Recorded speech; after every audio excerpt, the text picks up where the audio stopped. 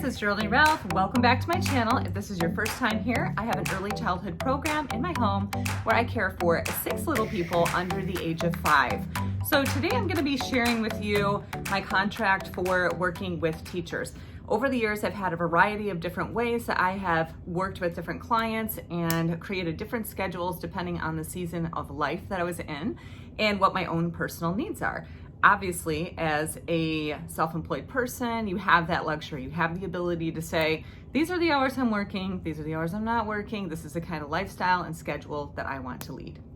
So when my kids were younger, well, let me see, I'm just gonna I've been working with children for over 25 years. When I first started working with children, I was a nanny and I cared for 4 other children, my own 2 children and 4 other children. So it was kind of like a small home daycare, only I wasn't doing it in my home, I was going to their home. So the wonderful thing about that is I didn't have all of the stuff in my house. And at the time I was living in a much smaller house, so I didn't really have the space to have a big home daycare.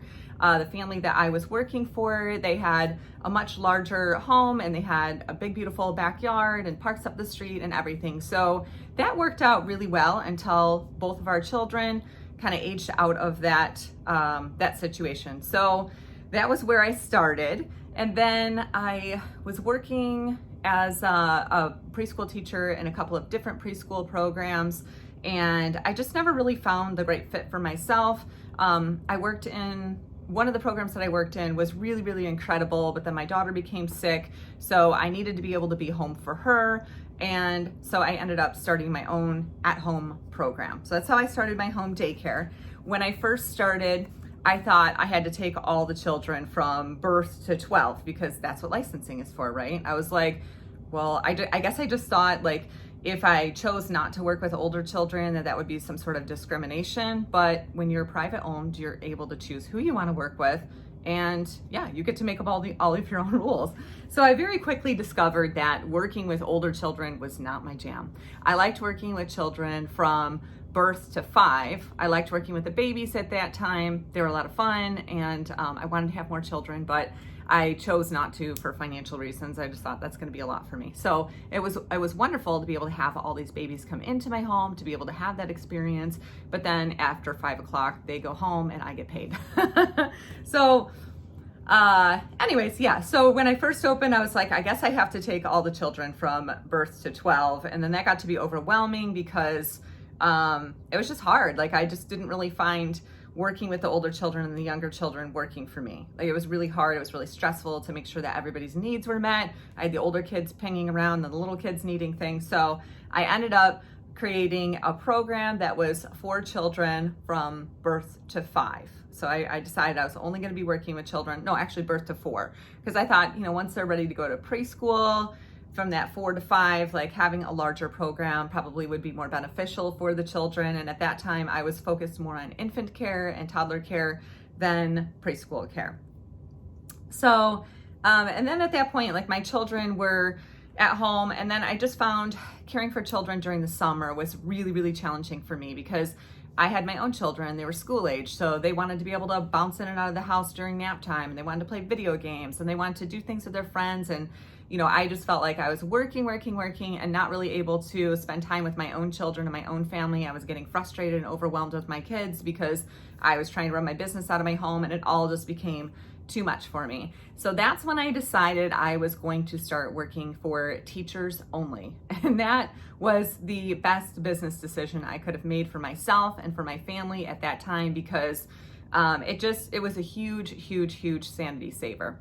So I was in a group the other day, and one of the caregivers in that group said that she wanted to start her program for school-age children, but she didn't know what to do as far as contracting and how to word it in her handbook, and basically how do you advertise to only teachers. So I thought I'd create this video for her, and for all the rest of you, for anybody else who might be in that same situation, that same season in your life where you're like, it's so hard, and this job would be great if I had like the teacher schedule. So I'm going to share a few things with you from my experience of working with teachers, and hopefully that will help you create your content or create your contract and figure out how you can make this work for you. And if you have any questions, make sure that you hit that subscribe button and the alert button so that you get all of my videos, because I love, love, love, love, love helping stay-at-home moms who want to run their own early childhood program from home and want to make it work, you know, for your schedule, for your family. So I'm just going to go over a few things. First, I'm going to talk about the pros and the cons of working from home and working with teachers. I just want to say teachers are amazing to work with. I had all teachers at one point and they were just wonderful. They were incredible clients. They were always on top of it when it came to tuition. I never ever had to worry about tuition being paid on time because they work with children, so they totally understand, like, you got to be on time with your tuition payments, and this is a lot of work. Also, my teachers were wonderful about sending things in for the holidays. They get really excited about the holidays, so it made party planning a snap for me. Like, they would just bring a lot of different things in, so we would do a lot of like potluck things, and they would get excited about making, you know, little figurines and stuff, because they're just like us. They're teachers. They like to create all those crafty, fun things for the kids. Also, on a personal level, for me, I was just able to be available for my own children during the summer. I mean, that was huge for me to be able to go and do all their things, because at the time, I wasn't able to really do a lot of the school things that my kids were doing because I had all 6 of the children in my program, and it was just hard to get to the school. I couldn't really volunteer for things because I was working so many hours. If I could go back and talk to me then, I would say, honey, get an assistant at least once a week. Get somebody to come in here and help you so you can go see your kids do things at school.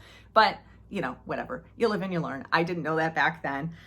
So I was working for teachers, and I had all of my client base were teachers. So the wonderful thing about that, like I said, is I was able to be home for my kids for snow days. I was able to spend vacations and holidays with them. I was able to have all my nieces and my nephews come over for big slumber parties, and we did a lot of really fun things, and my kids got to have this really fun childhood, which was at the heart of everything that I created with my business. I wanted to be able to give my children this happy, fun, carefree childhood where they could do all of these fun things. So that was a huge pro for me. At the time I was married, so their father was making a comfortable wage when they were very young. So I was able to take that extra time off for me. And so the more valuable thing for me was having time off to spend with my children. And then also the other thing that I would do during the summer is the children that I had nannied for when my children were babies, up until they were in kindergarten, I picked up little nannying gigs. So that was great because, like, I would be closed all summer long, and I would nanny for these other kids for a couple of hours, and we'd go out and we'd do fun things. We'd go to the nature center, go to science center, and all this other stuff. And the wage that I made from nannying covered all of that and covered some of our vacations. So even if you're working for teachers' kids, if you have your own children, you could pick up a little side hustle during the summer if you need to make a little bit of extra cash by caring for children who are the same age as your children, and maybe doing like a little summer camp thing. Maybe you just find like another mom up the street and she just needs part-time care. Her kid's driving her bonkers, and you like spending time with the kids at the zoo or going to the science center or whatever. You charge her, you know, whatever, $20, $50 for the day, whatever you do. So that's the really great thing about working for teachers' kids when your children are younger, is you can create a lot more flexibility in your schedule and be able to give your children the childhood that you want to give them while you're still making a profit. So obviously the biggest drawback to working for teachers' children is that you're going to make less money. Myself, I did not charge my clients during breaks or vacations, whatever, summer vacation, that kind of thing. So if I was closed, other than snow days, I did charge for snow days because I was like, whatever, you guys are getting paid too, so I want to get paid and I want a free day off with my kids. So I would charge my clients for snow days because that was a regular slotted day and that was like a surprise bonus day off, but I would still be closed, and then I would not charge them for other days. Now, looking back, what I would do again, if I were to put myself in that situation again, which I might actually start up summer care for teachers again at some point, just because, I'd like to kind of work less hours and I'd like to have summers off. But anyways, that's a whole other thing. So what I would do this time, if I were to be marketing myself specifically to teachers, is that I would not charge for the summer spot. unless I wanted to do like some sort of a drop-in summer camp, I would just pick like maybe one day a week and be like, oh, okay, I'm only going to be working on Mondays or Fridays, and I'm going to be working for 4 hours, and we're going to do an art activity, and then out. You could do something like that. And that's probably what I would do, just because I like to have a little bit of a schedule, but I also like to have the freedom to come and go on vacation and travel or whatever, and with my family. So I would not charge for summer vacations unless I was actually going to be doing some sort of summer program or whatever, like graduated schedule. But I would charge for holidays. I would definitely charge for all the major holidays that the children are in care: Labor Day, Memorial Day, and I would still close, of course. And then I would also make sure to add in some time for my own personal days. So I don't know, I would probably, for teachers with that schedule, I would probably just say, okay, I'm going to take a week of vacation, and I'm also going to be charging for the actual holidays, and then not charge for summer vacation. Teachers are really going to love that, because a lot, like most programs, like right now, the program that I'm running, I'm year round. So if I were to have a teacher come to me, which I do have a teacher in my program right now, I do not make any adjustments for her schedule. So she either comes or doesn't come. She has to pay for the spot just like everybody else. And the reason I do that is, obviously, if I'm open, I need to be making the most amount of money that I can be making so that I can reach all my financial goals. I mean, it is a business after all. So I don't adjust anything for teachers right now because I'm year-round care, and I'm not working for teachers.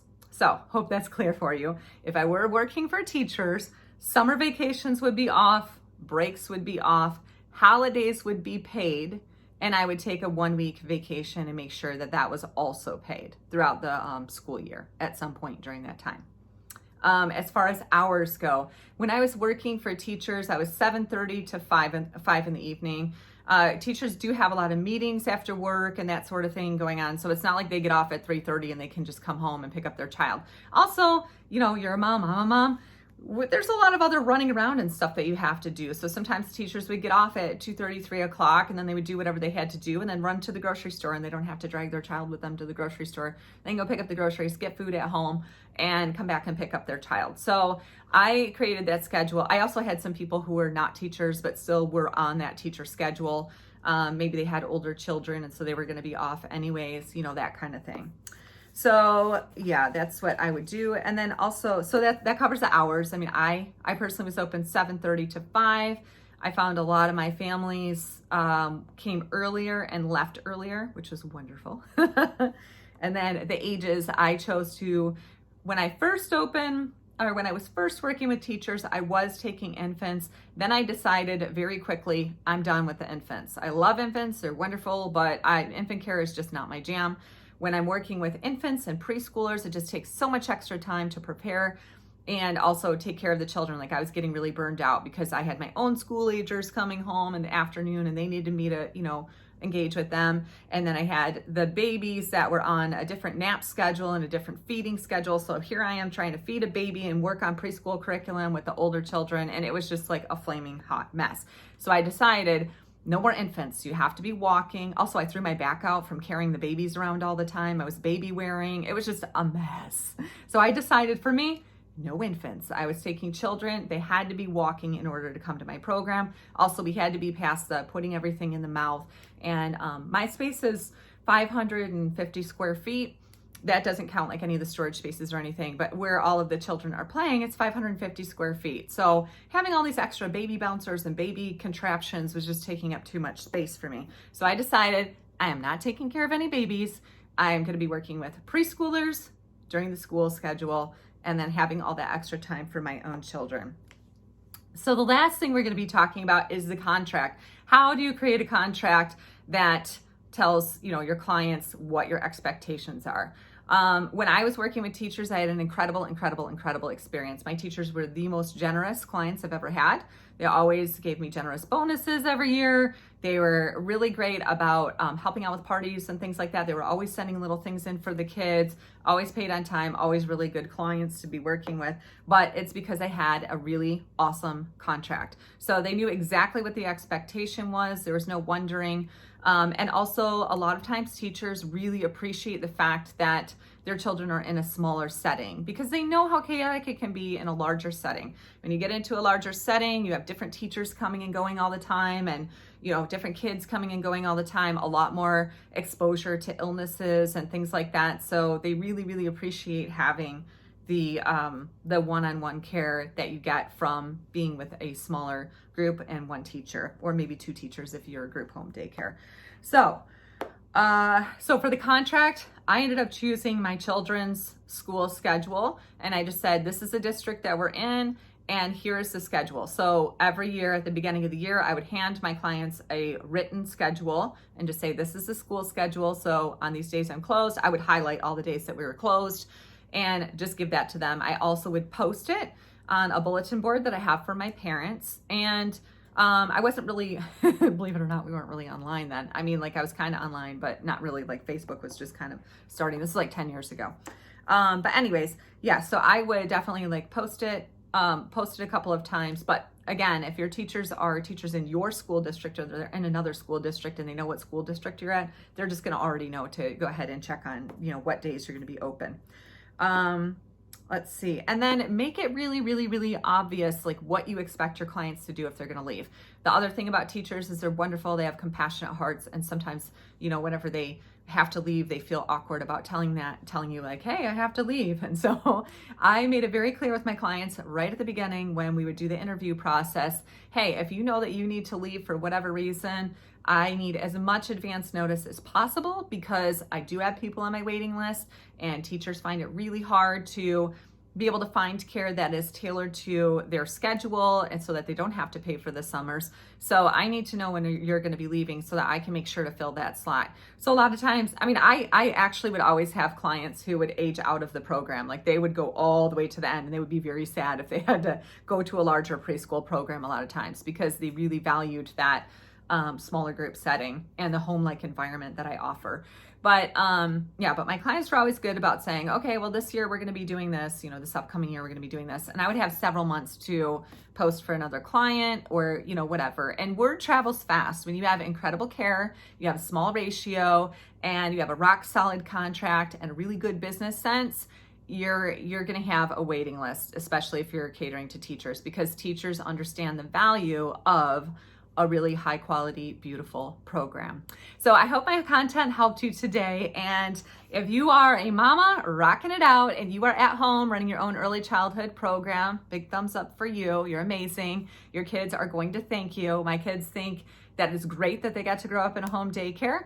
It was busy. There's a lot of fun stories for them at the end of the day, but it was so wonderful to be able to stay home with my kids during the summer and to be able to have all those memories. And the children that they got to grow up with and all the children that came in and out of my home throughout the time that my kids were younger, they come back to me now, they're adults, and they're like, oh my gosh, this is so much fun. And we remember the time that we did this and the time that we did that. And, it was really great to be able to offer my own children that opportunity to be at home with me and to be able to, give them an age appropriate, happy childhood. Anyways, I hope my content helped you today. And please feel free to leave a comment if you have any questions about how to work with school age children. I would love to help, how to work with school teachers. I would love to help you out. Have a great day.